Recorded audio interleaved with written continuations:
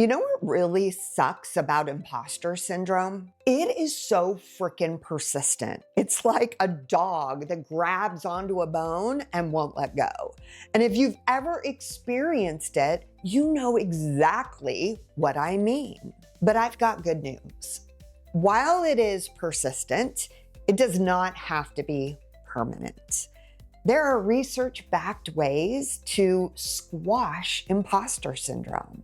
And today we're going to break down one of the most powerful strategies so that you can test it for yourself. Hello there, I am Dr. Laura Miner, a board-certified leadership coach, and this channel is all about helping you develop your inner leader for outer impact using the science of self-leadership. Because whether you're leading a business or a team or your family, or even just yourself through your next chapter in life, who you are is how you lead. But when imposter syndrome is running the show, it is really hard to show up as the leader that you need to be. And it's also way too easy to believe that you're not capable or qualified, even if there is plenty of evidence to the contrary. I know, I have been there. But using the technique that I'm about to share, I learned how to tame my imposter syndrome, and I've helped countless others tame theirs as well. But before we get into the actual technique, let's talk real quick about what imposter syndrome is and how it most commonly shows up. So imposter syndrome shows up when there is a gap between what you've accomplished and what you believe about yourself. It's essentially that nagging feeling that you don't really belong in the rooms that you're in, that everyone else seems to know more than you or has more experience or somehow deserves to be there more than you do. And underneath it all is this fear that sooner or later, someone's going to see right through you and you'll be found out for the imposter you are. And it tends to manifest itself in very similar ways. People suffering from imposter syndrome often downplay their achievements instead of owning their successes, or they'll work extra hard to prove themselves, thinking they need to be someone first. Or they discount their successes by attributing their wins to luck or timing rather than owning their personal skill. And once imposter syndrome has its grip on you, you get held hostage by a lack of confidence, which makes it really hard to move forward without second guessing every step. And the more you second guess yourself, the more you strengthen the limiting beliefs that are keeping you locked in place to begin with. So what is the solution? How can you escape this cycle? Well, it all comes down to proving yourself to yourself, little by little, through deliberate action. Actions that take the form of experimentation. I am talking about intentional, low-stakes, curiosity-fueled experimentation. The kind that meaningfully moves you forward in your journey and serves as evidence that you absolutely belong in the room. You see, imposter syndrome doesn't set in because you lack ability. It takes hold because your beliefs have not caught up to your truth. But the truth is, you are in the rooms you're in because you deserve to be there. So how do we close that gap between your beliefs and your truth? Well, that is where experimentation comes in, and specifically self-experimentation, which is a form of self-leadership. This is all about saying to yourself, let me try something. Let me just test it out a little bit and see what's true for me. And it doesn't have to be big or complicated.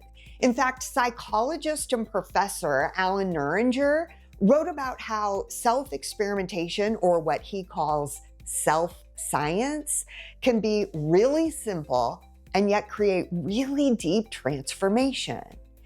In fact, some of the most powerful discoveries of our time have actually come from simple experiments that were done with intention and curiosity. Take Hermann Ebbinghaus as an example.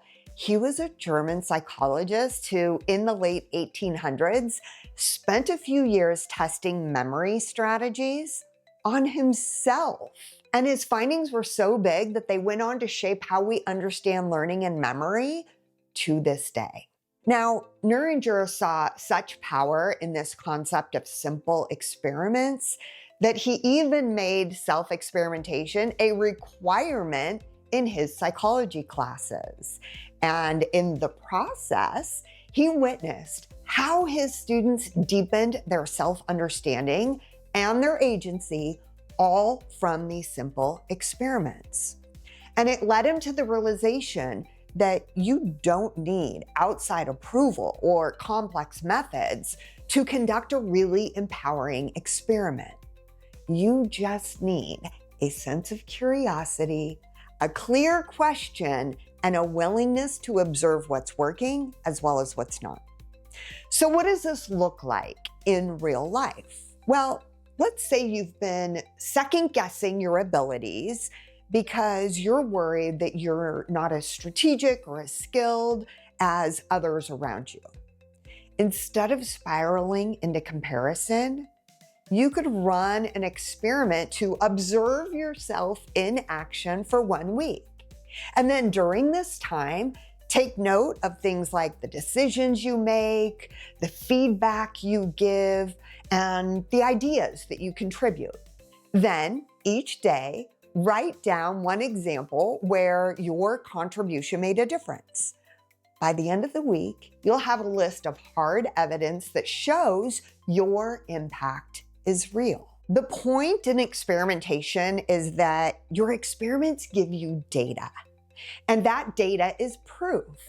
Proof that you are capable, proof that you belong in the rooms you're in, and perhaps most importantly, proof that you can trust yourself. And when you start stacking this kind of evidence, imposter syndrome starts to naturally lose its grip. This is how you dismantle it. But I do not want you to take my word for it. I want you to do a mini experiment of your own so that you can prove it to yourself. So think of one area where imposter syndrome keeps showing up and keeping you stuck. Maybe it's a project that you've been putting off because you keep convincing yourself that you're not ready. Or maybe it's a training that you've been avoiding delivering because you don't feel qualified to lead it. Or maybe it's the new career that you want to dive into, but every time you get close, your doubts drown out your desires. So once you've identified an area of stuckness to focus on, it is time to try this 3-step experiment. So step 1, define your question. Thinking about your challenge or that area where you feel stuck, ask yourself, what are you trying to learn or test? Maybe you want to know if you can show up and speak about a particular topic without getting overwhelmed or losing your way. Or maybe you want to explore what happens if you just take one small step toward that career move that you've been avoiding. And once you've identified your question, it's time to move on to step 2, where you will choose a small, low stakes action. And I truly mean small and low stakes. You just want to pick one tiny step that feels doable, just one little tiny experiment. Maybe that's connecting with somebody on LinkedIn who's already in the field you're curious about. Or perhaps it's writing a rough outline for that big project, even if the outline is messy. And once you've chosen your mini experiment, it is time for step 3, where you will implement it and then reflect on it. So after you do the thing, ask yourself, what worked? What didn't? What did you learn about yourself in the process? And what will the next iteration of this experiment look like? Remember, you're not chasing perfection here. You are just doing a tiny experiment to gather your own data.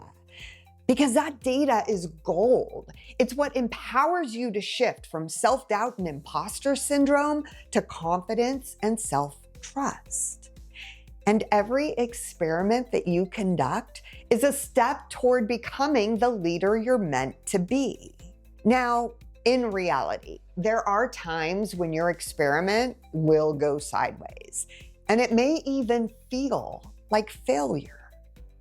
But failure, my friend, is not the enemy. It is a stepping stone towards success. That's why in this next video, I'm going to show you how I use self-leadership to permanently shift my relationship with failure. Because when failure stops being the enemy, everything changes. So if you are interested in learning about that next, meet me here in this video, and we will keep building your self-leadership edge one tiny experiment at a time. I will see you there soon, my friend.